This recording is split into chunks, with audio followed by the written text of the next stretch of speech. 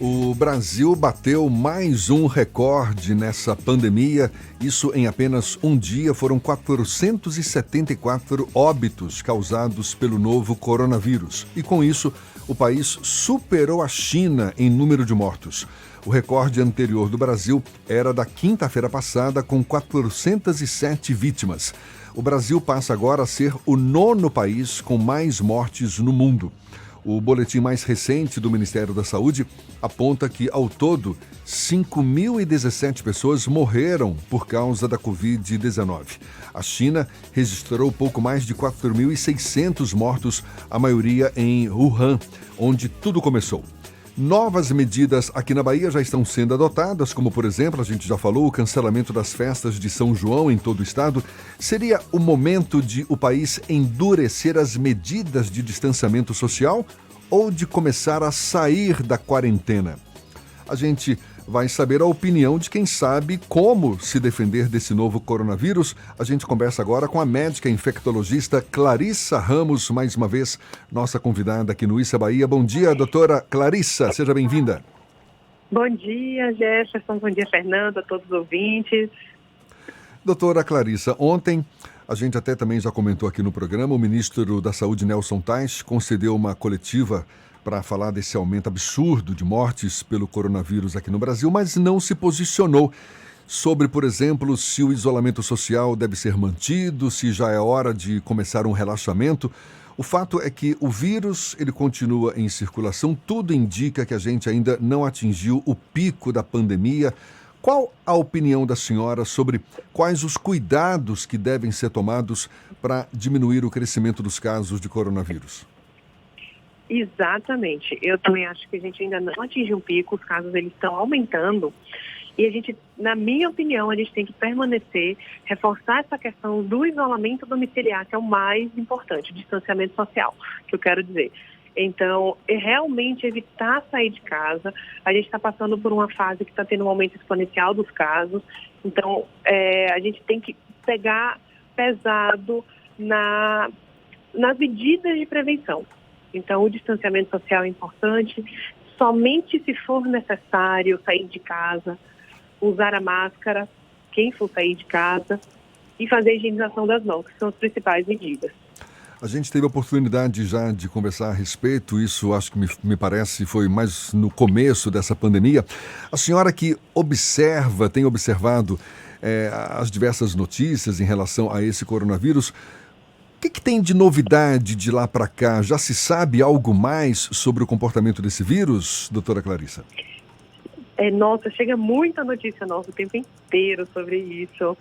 E muitos estudos também, que muitos deles não são muito bem feitos e acaba que cai a notícia de trabalhos científicos não com metodologias ruins e todo mundo confia, mas são coisas que não dá para confiar. Tem a questão da hidroxicloroquina, da medicação. A gente ainda não tem nenhuma medicação que seja comprovadamente eficaz para tratar o coronavírus. Então, isso é uma coisa que, assim, estão sendo feitos estudos para avaliar realmente se tem benefício, mas até agora não tem. O que a gente sabe é que o tratamento principal é o tratamento de suporte do paciente, é você fazer o cuidado adequado do paciente, o manejo adequado dele, que precisar principalmente de terapia intensiva, os pacientes mais graves. A nível de vacinação, a gente está aguardando também a questão das vacinas, a expectativa de que saia antes, mas pelo menos aí um ano para ter alguma resposta. Fernando quer fazer. Certo, e essa vacina, no mínimo um ano, né, para ser colocada no mercado, não é isso? Aliás, para ser desenvolvida, né, para ser colocada no mercado talvez demore mais ainda, não é? Isso, porque antes da gente liberar, a gente tem que ter a segurança de que ela é uma vacina eficaz, então ela realmente a pessoa fica protegida, e segundo, que ela não vai causar nenhum mal. Então eu tenho que ter a certeza. Se a gente liberar antes disso, não tiver certeza, ela pode fazer até mais mal do que bem. Exatamente. Então demora realmente para chegar a esse ponto. Mas estão sendo feitos vários trabalhos, várias vacinações, com várias vacinas diferentes, para ver se consegue chegar a uma vacina eficaz com poucos efeitos adversos. O Fernando quer fazer uma pergunta também, doutora Clarissa. Nos últimos dias, a gente tem ouvido uma série de novas informações sobre o Covid-19. Num primeiro momento, ele era tratado basicamente como um ataque ao sistema respiratório. Já se falou também sobre um problema no sistema de circulação, já que alguns anticoagulantes, inclusive, passaram a ser utilizados, receitados nesse processo de melhoria, né, dos pacientes em casos mais graves, e já há relatos científicos também de problemas neurológicos. A senhora tem acompanhado essas notícias? Como é que pode ser classificado efetivamente o problema? É uma questão sistêmica? O coronavírus ataca todo o sistema do corpo humano? É basicamente isso? Isso. Em geral, qualquer doença viral pode ter repercussão em vários locais do corpo. E o coronavírus, como a gente está vivenciando e aprendendo cada dia com a doença, a gente está aprendendo e vendo novos quadros diferentes, né, de paciente. O paciente apresenta um quadro neurológico, mas em geral, esses quadros são secundários. É decorrente da inflamação do vírus, por exemplo, ou decorrente de, como se fosse uma reação autoimune inflamatória do vírus.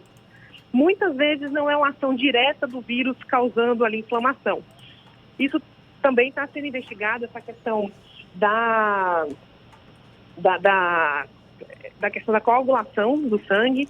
Realmente tem gente que usando até medicação para afinar o sangue, tem muita gente com medo disso tudo. Mas até agora também a gente não sabe se realmente isso é eficaz, se tem benefício. Porque uma coisa é a gente saber que existe uma plausibilidade biológica. O que é isso? Você saber que essa medicação afina o sangue, por exemplo, e que o coronavírus ele faz coágulo. Então, se eu der uma medicação que afina, tem plausibilidade. Só que realmente no ser humano, se eu fizer esse tratamento, o paciente vai ter algum benefício com isso, porque muitas vezes ele é plausível, mas não faz diferença nenhuma no ser vivo. E a gente não vai sair por aí fazendo isso em todo mundo, porque tem efeito colateral se eu ficar anticoagulando, que é afinar o sangue de todo mundo. A pessoa pode sangrar, pode ter AVC, pode sangrar em qualquer lugar do corpo. Quando sangra na cabeça, aí tem um AVC hemorrágico. Então tem efeitos colaterais disso tudo, e isso tem que ser colocado na balança quando é indicado qualquer tratamento para o coronavírus. Doutora Clarissa, a gente, ao longo vendo a evolução dessa epidemia, muitas ideias foram colocadas por terra, não é? Como, por exemplo, de que esse coronavírus tinha como alvo principal os idosos. A gente já vê que não só os idosos são acometidos por essa doença, mas também pessoas mais jovens. Agora, o que ainda continua valendo? Esses dias eu assisti a um vídeo em que um virologista ele falava, olha, o segredo para você não pegar o coronavírus é manter a sua imunidade fortalecida. Ou seja, com uma boa alimentação, alimentos naturais, uma atividade que seja saudável, atividade física, banhos de sol também para aumentar a vitamina D no corpo, enfim. Ele lá listando uma série de recomendações para manter a imunidade da pessoa fortalecida. A senhora acha que isso basta, por exemplo, para, de fato, para a gente diminuir o risco de pegar esse vírus? Isso tudo faz parte dos bons hábitos de uma vida saudável, né? Agora, para a questão, em particular, de melhorar a imunidade, se a pessoa não tem nenhuma doença documentada de uma imunidade mais baixa, ou não transplantou nenhum órgão, que também usa medicação para baixar a imunidade, ou pessoas que têm HIV também podem ter problema de imunidade. Então, as pessoas que não têm nenhuma dessas doenças, a questão do vírus é mais uma questão intrínseca, assim, da própria pessoa. Então, por mais que a gente fale, vou tentar melhorar a imunidade, é o corpo de cada um que vai reagir à infecção. Tanto é que tem pessoas que desenvolvem sintomas e outras não. Isso é uma questão genética de cada pessoa. Então, eu não tenho como saber se realmente por que uma pessoa desenvolve e outra não, isso é questão de cada um, de cada organismo, de como ele reage à infecção, e não só o coronavírus, a todas as outras infecções. Até Tem porque gente que desenvolve sintoma para um, para outra não desenvolve. já foi relatado Então, casos de pessoas saudáveis, né, pessoas atletas também e tal, que pegaram esse vírus e acabaram desenvolvendo a doença também, né? Ou seja, não tem aquela regra definida, não é? Esse é o caso que vai não. dar certo, esse é o caso que não vai dar certo. Exato. Então, depende de cada organismo. Inclusive, o que a gente fala é que o coronavírus, além dele causar doença, ele causa o que a gente chama de uma tempestade de citocinas. E o que é isso? É quando o corpo, abrindo aspas, como se ele tivesse uma imunidade tão potente, o corpo ataca o vírus com uma potência tão grande que acaba que lesiona o pulmão. Eu posso dizer mais ou menos isso.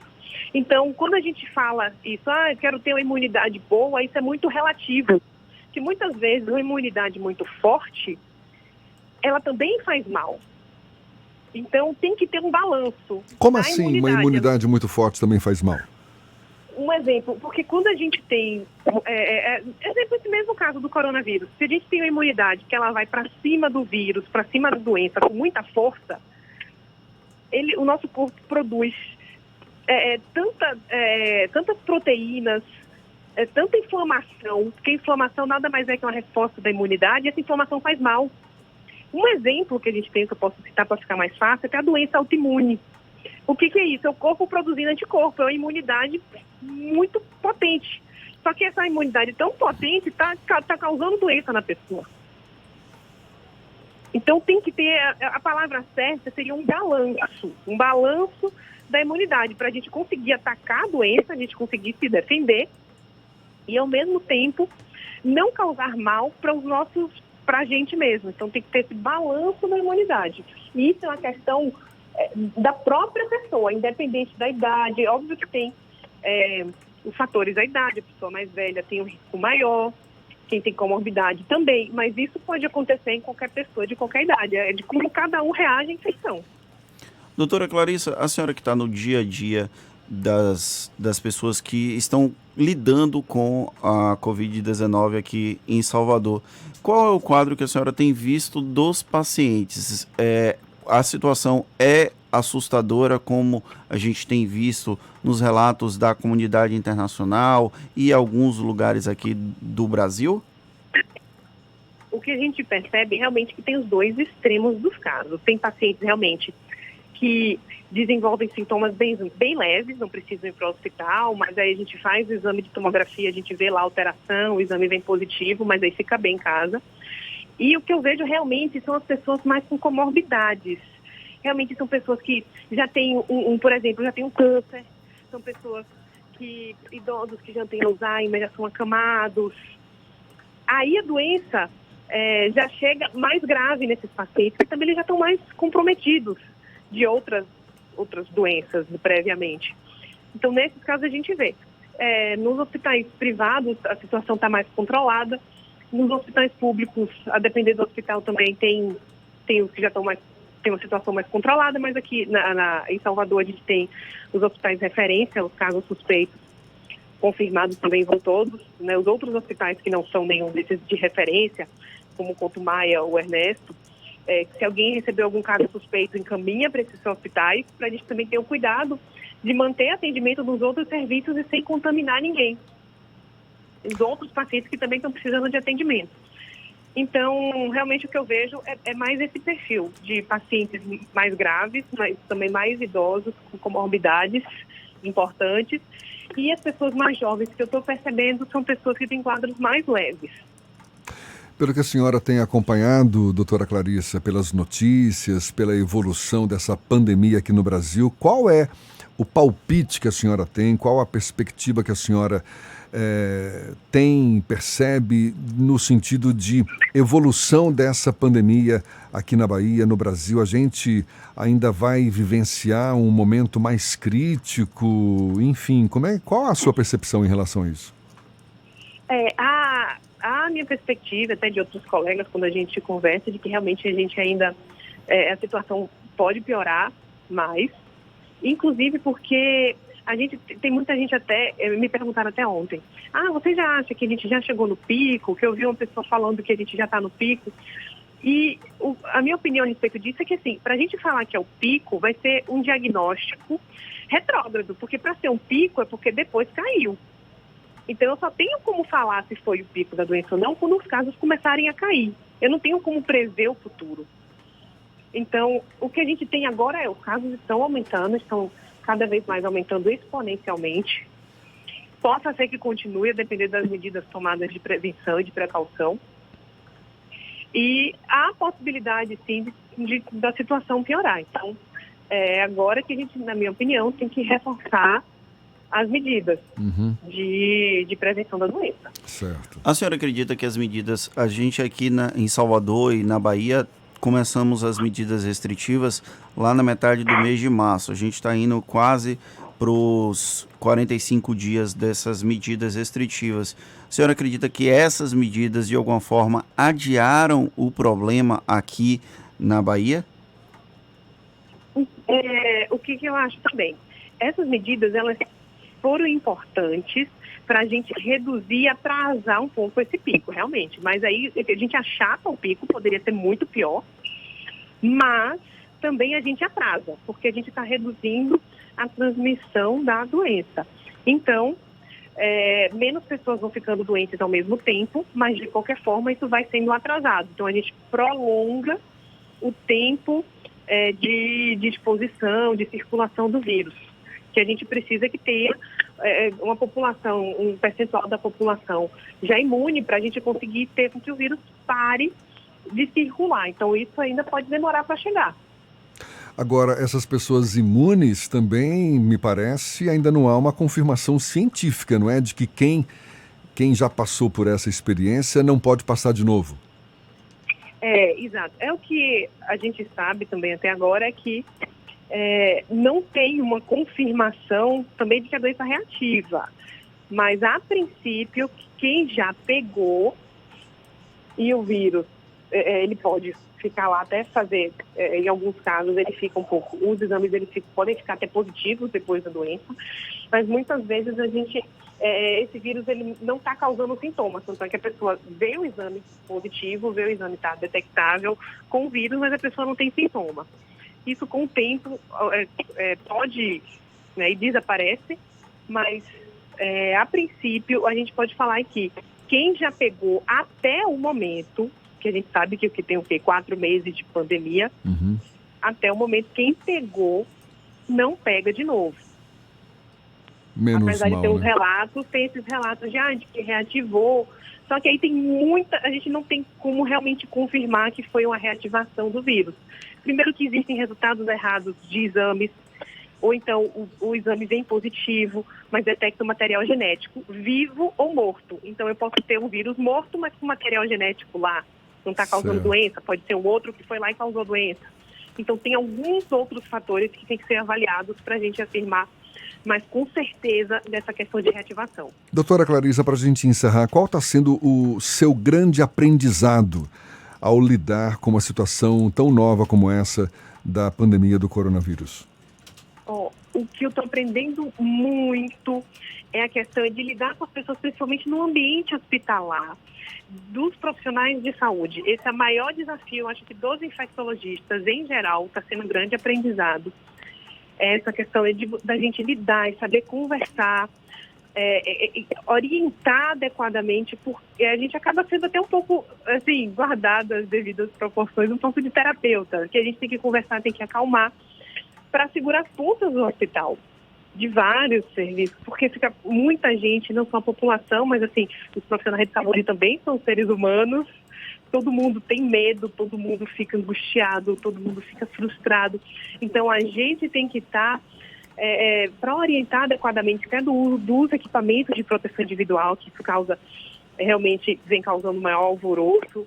Então é esse aprendizado de orientação, de auxílio e dos profissionais de saúde do hospital que está